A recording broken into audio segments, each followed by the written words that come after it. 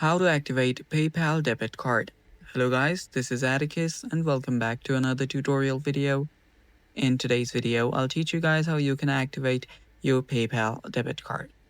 So before we begin, if you're new to our channel, head down below and hit the subscribe button so you don't miss out on our future videos. Now let's begin. So the first thing is you'll need to open up your Safari or any other web browser. Then simply type in on the search bar, activate PayPal debit card. After you search for that, you'll find this website that says PayPal Prepaid Activate Your Card. Tap on that. And after you tap on that, you will be prompted to this page.